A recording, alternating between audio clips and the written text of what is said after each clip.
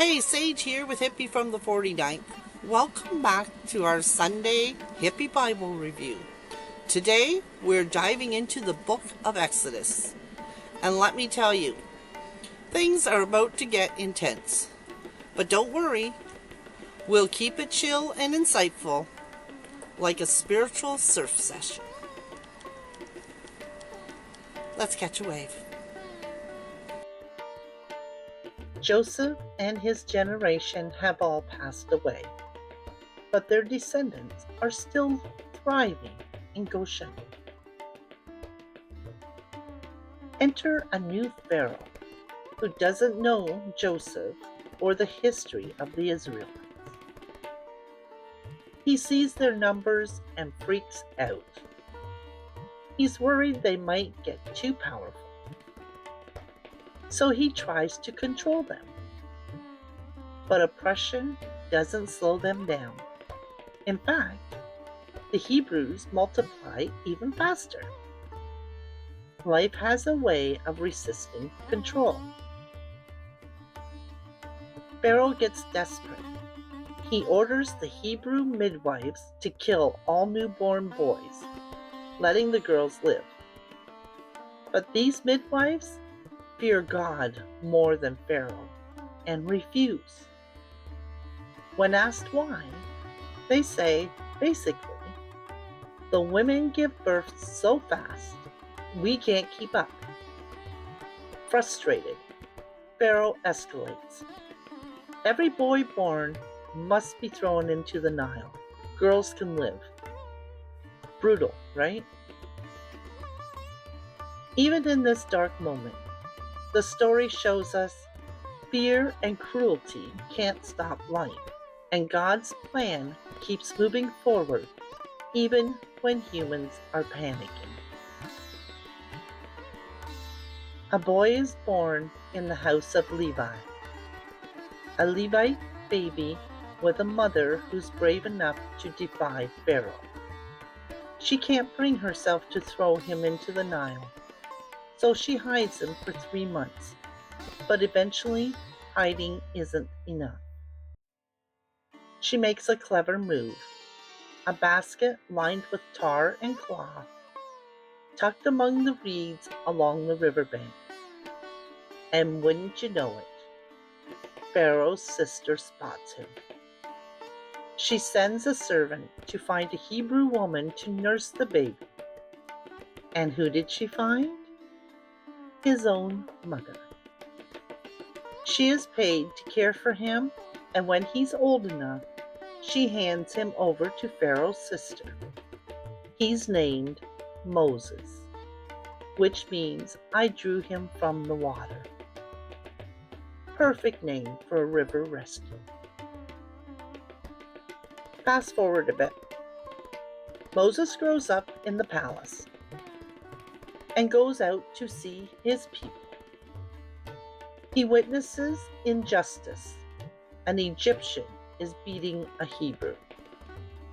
In a moment of rage, he kills the Egyptian and hides the body in the sand.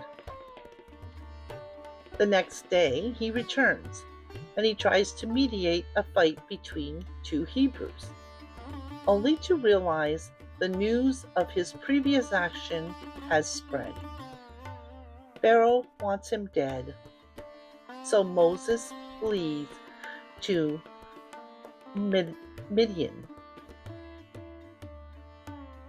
In Midian, he sits by a well, and 7 daughters of the local priest come to draw water for their flocks. Some shepherds try to chase them off, but Moses steps in and helps them. Classic hero move. The girls run home and tell their father about the Egyptian who saved them. He invites Moses in for a meal, and eventually, Moses marries one of his daughters, Zipporah. They have a son, Gershom, which means a stranger there. Meanwhile, back in Egypt, the old Pharaoh dies, but the Israelites are still in slavery and cry out to God. God hears them and remembers his covenant with Abraham, Isaac, and Israel, and is concerned about his people. So here we have Moses is being shaped by courage, justice, and a lot of unexpected twists. Even in exile, even as a stranger, God is setting the stage for something huge. Patience, trust, and a willingness to step in. These are the seeds of a leader in the making.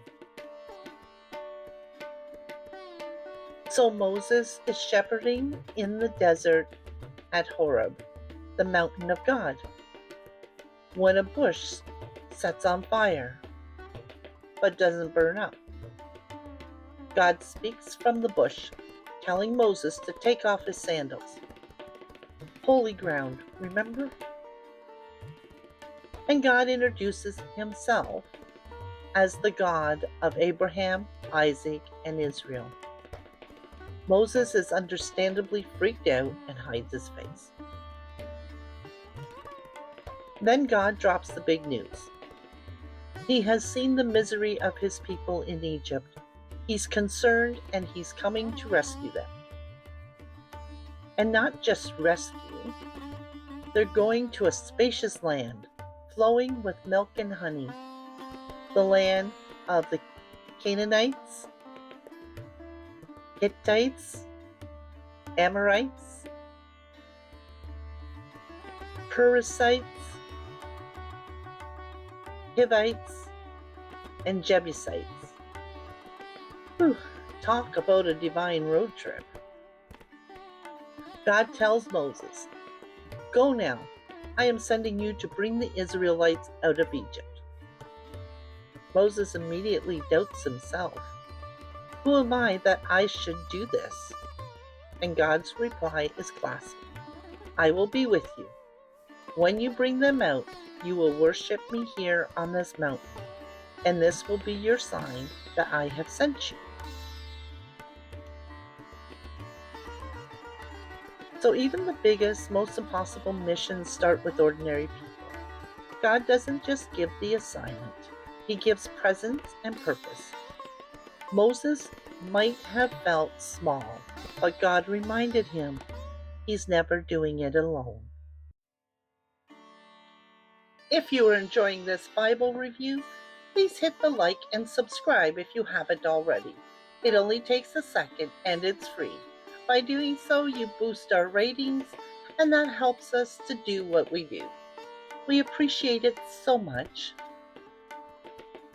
Moses is nervous. What if the Israelites don't believe him? What if they won't listen? So God asks a simple question. What is in your hand? Moses says, a staff? God tells him to throw it on the ground. Moses does. It becomes a snake. Ugh. Naturally, Moses freaks out and runs. Right behind you, dude. God tells him to grab it by the tail. And when he does, it turns back into a staff. Miracle number 1. Next, God shows Moses a second sign. Reach your hand into your cloak. Pull it out. It's white as snow. Put it back in. Pull it out. It's normal again. God says these signs are so people will believe. And if that's not enough, there's a backup plan. Take some water from the Nile. Pour it on the dry ground, and it turns to blood. Moses panics, but I'm not elegant. I'm slow of speech. And God basically says, really? Who gave people mouths in the first place? Who makes them deaf or blind? That's me. I've got you. Moses begs again. Send someone else. Well, God's not thrilled, but there's a solution. Your brother Aaron. He talks well. He'll be your spokesperson. You two go. I'll help with the words. Oh, and take this staff. Miracles included. So Moses packs up his family, tells Jethro, and sets out for Egypt. God gives a heads up. Pharaoh's heart will be hard. But Moses is to say, Israel is my firstborn son. Let my son go so he may worship me. If Pharaoh refuses, well, there's a grim warning about the firstborn. On the way, at the first lodging, God decides he must kill Moses. But Zipporah acts fast. She circumcises her son, touches Moses' feet with the blood, and God backs off. There's a life lesson, friends. Quick thinking saves lives. Finally, Moses meets up with Aaron. They reunite, go to Egypt, and gather the elders of the Israelites. Moses shares everything God has told him, and the people believe. Step 1 of the liberation plan in motion. Moses and Aaron go to Pharaoh and deliver God's message. Let my people go, so they can worship me for 3 days in the wilderness. Pharaoh's response? Classic denial mode. Who is this Lord that I should obey him? I don't know this Lord, and I will not let the Israelites go. Not only does he refuse, but he also doubles down. He tells the foreman to make the Israelites work even harder. Now, instead of bricks being made with straw, they have to gather their own straw while still meeting their quotas. Brutal. The Israelites are exhausted, frustrated, and guess who they blame? Moses and Aaron. Suddenly, the liberators become the problem in the people's eyes. Moses, understandably, is frustrated. He goes to God and says, "Why did you send me if you're not going to rescue them? Why make this worse?" These chapters were a real lesson in patience, persistence, and the fact that the path to liberation often gets messy before it gets better. Even when you're following God's plan, resistance, setbacks, and complaints are part of the journey. Next time, we'll see God start to push back against Pharaoh in a way that will make heads spin. So join us next week. And until then, keep praying, be kind, and keep the faith. Blessed be.